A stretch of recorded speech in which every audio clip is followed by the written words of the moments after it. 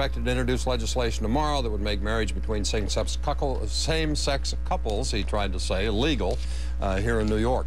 Patterson's previously said that he's committed to bringing, quote, full marriage equality in New York State, unquote, adding it's a problem that gays and lesbians who live in a civil union are not entitled to around 1,300 civil protections that are available to married couples.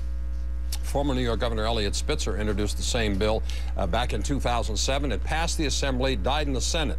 It's expected that this bill, if it's introduced, will once again get through the Assembly, but it's unclear what will happen in the Senate. It's going to need some Republicans to vote for it in the Senate, and that's probably not going to happen.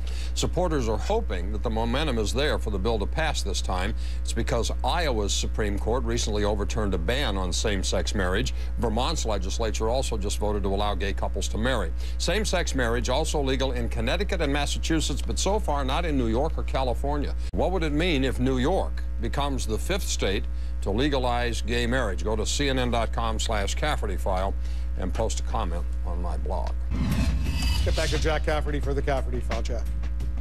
The question this hour is, what would it mean if New York becomes the 5th state to legalize gay marriage? Deb writes from Pennsylvania. From a local perspective, it would mean Pennsylvania would have to consider the question of recognition of these unions since New York's a bordering state. It's an issue that we have pretty much managed to handle with the ostrich formula. Bury your head and hope it can't find us. Ron in Florida, so what? Do you think the majority of the American people really care about this? Think about it. It applies and is of concern to gays and their supporters. There are too many important issues to worry about for my nickel.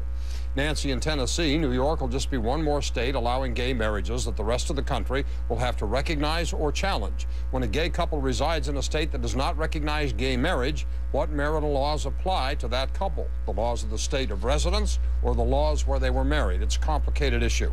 Nora in Florida writes, shows New York's throwing off the shackles of the dark ages and joining this century.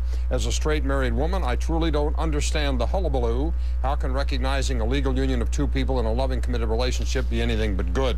Chad in Los Angeles, it means people on both sides of the issue are wasting money on this legislation. There are 100 more important issues going on right now. Is this really a critical issue when we're trying to recover from the worst president in history? And Bill in Florida writes, Jack, it would finally allow Californians to refer to New Yorkers as those wackos back east. If you didn't see your email here, you can go to my blog, CNN.com/Cafferty file. Look for yours there among hundreds of others. It is obviously important to all of us that homosexual marriage does not become the law of the land.